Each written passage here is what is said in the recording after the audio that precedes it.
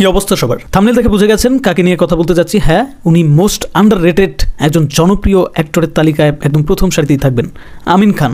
তুমি আমার ভালোবাসা, তুমি হৃদয়ের বন্ধন। এই নায়কটা পার্সোনালি আমার খুব ফেভারিট। শুধু নায়ক না, ওনাকে আপনি অভিনেতাও বলতে পারেন। দুর্দান্ত একজন অভিনেতা। তার প্রত্যেকটা সিনেমার ক্যারেক্টারগুলো আপনি একটু বিশ্লেষণ করলে দেখতে পারবেন। আপনি যদি একজন দর্শক হিসেবে দেখেন, সাধারণ দর্শক হিসেবে দেখেন, তাও দেখতে পারবেন আপনার কাছে ওনাকে মানে সেরকম একটা লেভেলের নায়ক মনে হবে। মোটেই মনে হবে না যে এই নায়ককে ইগনোর করতে পারবেন আপনি। তো বন্ধুরা, এরকম একটা রত্নকে আমাদের তথাকথিত ফিল্ম ইন্ডাস্ট্রি চিনতে পারলো না কেন?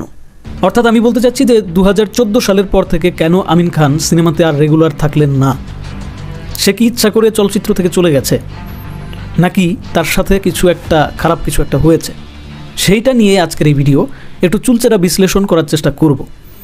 যদি চুলচেরা বিশ্লেষণ করতে যাই তার কেরিয়ার নিয়ে, তাহলে কেরিয়ারের একদম শুরুতে যেতে হবে, তাহলে একটু ভালোভাবে বোঝা যাবে। দেখেন আমাদের চলচ্চিত্র ইন্ডাস্ট্রি আসলে কতটা নোংরা একটা জায়গা, কতটা লভিং, কতটা স্বজনপ্রীতি এখানে চলে। আমিন খান এমন একটা প্রতিভার নাম, যে প্রতিভাটা বাংলাদেশ চলচ্চিত্র ইন্ডাস্ট্রি খুঁজে পেয়েছিল নতুন মুখের সন্ধানে নামক প্রতিযোগিতার দ্বারা। এখন তো সেটা হয় না। এখন তো আবার আপনার টাকা থাকলে আপনি হিরো। এখন আপনি টিকটকে সুপারস্টার হইলে সিনেমায় সুপারস্টার, টিকটকের সুপারস্টার হয়, বুঝছেন বিষয়টা? এখন আপনি সোশ্যাল মিডিয়াতে একটু ভালো ফ্যান ফলোয়ার হইলে 2 দিন পরে দেখবেন যে আপনি বিশাল বড় তারকা হয়ে গেছেন। চলচ্চিত্র বলেন, নাটক বলেন, সব জায়গায় আপনি অ্যাভেলেবল, অহরহ কাজ করতেছেন, বড় বড় সব ডিরেক্টর আপনার পেছনে লেগে আছে।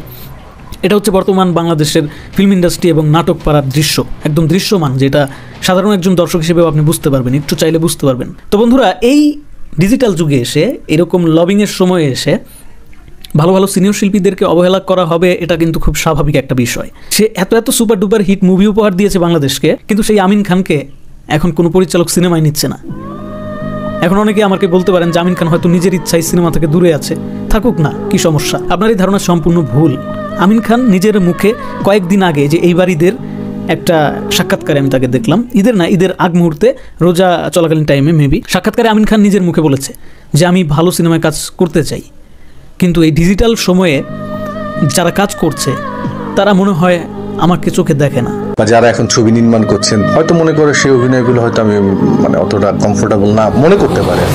তাহলে কি এখান থেকে বোঝা যাচ্ছে না যে বাংলা চলচ্চিত্রের যারা নতুন ধারার কাজ করতেছে, অথবা যাদেরকে আমরা খুব বাহবা দিচ্ছি যে তারা হচ্ছে ভালো ভালো কাজ করতেছে, বিগ বাজেটের কাজ করতেছে, তাদের মধ্যে কিছুটা গাফিলতি আছে?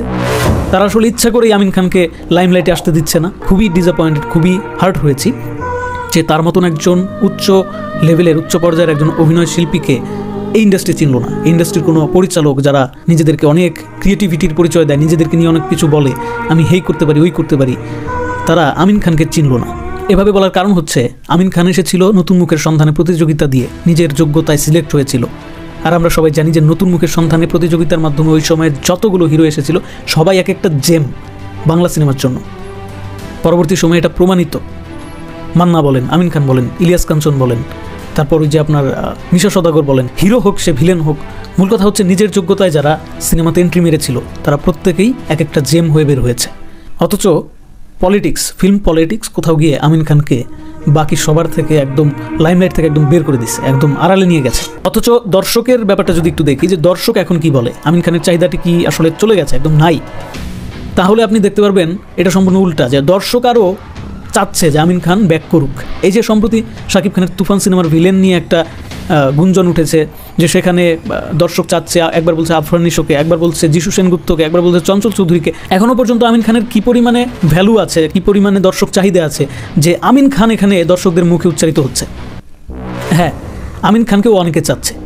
আমি আমার ভিডিওর কমেন্টে অনেক সময় লক্ষ্য করি যে আমিন খানকে নিয়ে অনেকে নতুন সিনেমা দেখতে চায়। তো এই ব্যাপারটা আমি লক্ষ্য করেছি, এবং যেহেতু পার্সোনালি আমিন খানকে আমি নিজেও খুব পছন্দ করি, তাই ভাবলাম যে ভিডিওটা আসলে করা যায়, ভিডিওটা আসলে করা উচিত। তো বন্ধুরা, যেটা বলতেছিলাম, 1990 সালে আমিন খান তার ফিল্মি কেরিয়ার যখন শুরু করেছিল, তখনই সে কয়েকটা হোঁচট খেয়েছিল, এই ফিল্ম পলিটিক্সের শিকার হয়েছিল। সে প্রথম সিনেমার যখন ডাক পায় যে পরিচালকের কাছ থেকে, সেই পরিচালক তাকে নিয়ে প্রথম সিনেমাটা আর বানায় নাই। তাকে কথা দিছিল, সেও পরিচালকের কথা দিছিল, যার জন্য ওই সময় আরও 3-3টা সিনেমার অফার সে পায়। সেই 3 সিনেমার অফার সে ফিরিয়ে দিল, অতঃপর যে পরিচালকের সাথে সে কাজ করতে আগ্রহী ছিল সেই পরিচালক তাকে নিয়ে সিনেমা না বানিয়ে তাকে দিল একটা বিশাল বড় ডস। তারপর সে আবার ওই 3 সিনেমা যে সে রিজেক্ট করলো, সেই রিজেক্ট করা সিনেমাগুলো থেকে বললো যে ঠিক আছে আমি করব। তখন সেই 3 সিনেমা মেবি সেই 3 সিনেমা হতে পারে অথবা অন্য কোনো 3 সিনেমায় সে চুক্তিবদ্ধ হলো। অবাক হবেন শুনে যে সেই 3 সিনেমাও পরবর্তীতে আর করা হলো না। কেন? তার সাথে আবারও ডিগবাজি খেলা হলো, আবারও সে ডস খেলো। অর্থাৎ সেই সব সিনেমার শুটিং আর ফ্লোরে গড়ায়নি, অথবা যদি ফ্লোরে গড়িয়েও থাকে আমিন খানকে কাস্ট করা হয়নি। এটা হচ্ছে সিনেমা ইন্ডাস্ট্রির অবস্থা। তখনও এরকম ছিল, এখনও এরকম আছে। প্রতিভার কোনো মূল্য নাই। পরবর্তীতে যেহেতু লবিং ছাড়া কোনো কাজ হয় না, আমিন খানের একজন পরিচিত সাংবাদিকের মাধ্যমে একটা সিনেমার কাজ করলো এবং আস্তে আস্তে এভাবে আমিন খান কাজ করার মাধ্যমে নিজের প্রতিভার বিকাশ ঘটালো। পরবর্তীতে 2000 সাল থেকে 2006 সাল পর্যন্ত একটা দারুণ ফ্লোতে সে ছিল। অতঃপর কি হয়েছে এটা সবাই জানেন। পরবর্তী সময়ে চলচ্চিত্রে অশ্লীলতার একটা যুগ চলে আসছিল। তখন অনেক নায়করা নিজেদেরকে একটু একটু করে গুটিয়ে নেওয়া শুরু করেছিল। আমিন খানও ভেবেছিল যেহেতু ভালো গল্প, ভালো কিছু আসতেছে না, নিজেকে কিছুটা লুকিয়ে রাখাই বোধহয় ভালো হবে। সেই কিছুটা লুকিয়ে রাখতে গিয়ে আমিন খান পরবর্তী সময়ে চলচ্চিত্র পরিচালক বা প্রযোজক কারো মাথায় আর আসে নাই। কিন্তু অবাক করা বিষয় হচ্ছে সে যে কোনো ক্যারেক্টারে দুর্দান্ত অভিনয় করেছে। সে অনেকগুলো এমন তার ছবি আছে যেগুলোতে সে অনবদ্য পারফরমেন্সের জন্য অ্যাওয়ার্ড পেয়েছে। সে দর্শকের কাছ থেকে দুর্দান্ত রেসপন্স পেয়েছে। একটা সময়ে যখন ফেসবুক ছিল না, একটা সময় যখন ডিজিটাল এই সময় ছিল না, তখন সে দর্শকের ভালোবাসা পেয়েছে। এখনও পর্যন্ত তার আগের সব সিনেমাগুলো মিলিয়ন মিলিয়ন ভিউ হচ্ছে ইউটিউবে। তার চাহিদাটা একটুও কমে নাই, আগেও যেরকম ছিল এখনও সেরকম আছে। তাকে এখনও কোনো সংবাদ মাধ্যমে এভাবে বলা হয় যে ঢালিউডের সবচেয়ে সুদর্শন নায়ক। বন্ধুরা, আফসোসের কথা হচ্ছে সেই দুর্দান্ত পারফরমেন্স করা, দর্শকের মন জয় করা নায়ককে কেন এখন আমরা আর দেখতে পাই না। রায়হান রাফি বলেন, অনন্য মামুন বলেন, তারপর হিমেল আশরাফ বলেন, এই টাইপের যারা আসলে নতুন প্রজন্মের কাজ করতেছে তাদের যদি একটু সুবুদ্ধির উদয় হতো যে আমিন খানের মতন একজন হিরো পড়ে আছে, তাকে হিরো হোক ভিলেন হোক যে কোনো একটা ক্যারেক্টারে, অবশ্যই সেটা ভ্যালুয়েবল ক্যারেক্টার, এমন একটা ক্যারেক্টারে যে দর্শক এখনও তাকে দেখার জন্য কতটা মুখিয়ে আছে, এই ব্যাপারটা কি আসলে বর্তমান প্রজন্মের পরিচালকরা প্রযোজকরা আসলে ফিল করে? তারা কি কমেন্ট বক্সগুলো চেক করে? এই যে তুফান নিয়ে কথা হচ্ছে, সেখানে রায়হান রাফি কোন ভিলেনকে নিয়ে কাজ করবে সেটা নিয়ে অনেক রিউমার উঠেছে। আফরান নিশো, যিশু, চঞ্চল চৌধুরী, কেউ কেউ মোশাররফ করিম, কিন্তু হারিয়ে যাওয়া এই আমিন খানকে নিয়েও যে কথা উঠেছে, তারা কি এটা খেয়াল করেছে? আমার মনে হয় তারা খেয়াল করেছে, কিন্তু সমস্যাটা অন্য কোনো একটা জায়গায়।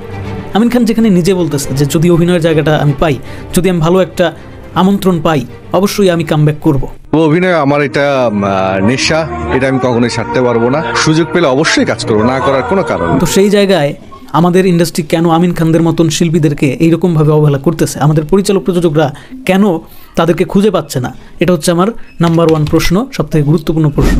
যেখানে বলিউডে এখনও একজন অমিতাভ বচ্চনকে কাজে লাগাচ্ছে, যেখানে বলিউডে একজন ববি দেওল ফিরে ফিরে আসতেছে, একদম বাজিমাত করে দিচ্ছে বিগ বিগ বাজেটের সিনেমায় কাজ করে, সেখানে আমাদের দেশে আমিন খানেরা কেন এভাবে দিনকে দিন অবহেলার দিন যাপন করছে? সেটা হচ্ছে আমার প্রশ্ন। তো বন্ধুরা, আজকের এই ভিডিওটাতে হয়তো বা খুব বেশি ডিটেইলে কথা বলতে পারলাম না। ডিটেইলে কথা না বলতে পারার কারণ হচ্ছে এই গরম। ভাইরে ভাই, মানে কি বলবো, কি পরিমাণে গরম পড়ছে। তোমাদের মন্তব্য জানার জন্য আমি অধীর আগ্রহে থাকবো, আর আমি প্রত্যেকটা কমেন্ট আসলে পড়ি, কারণ তোমাদের মন্তব্য থেকেই আমি আবার নতুন ভিডিও করার ধারণা খুঁজে পাই। তোমরা অনেক কিছুতে আগ্রহ দেখাও বলেই আমি নতুন নতুন টপিক নিয়ে আসলে হাজির হই। তো বন্ধুরা, আজকের টপিকটা কেমন লাগলো? আর আমিন খানকে তোমরা নতুন সিনেমায় দেখতে চাও কিনা? হোক সেটা ভিলেন রূপে, হোক সেটা হিরো রূপে, সেটা বড় বিষয় না। একজন অভিনেতা আমিন খানকে অনেক বেশি মিস করি। ধন্যবাদ সবাইকে ভিডিওটি দেখার জন্য।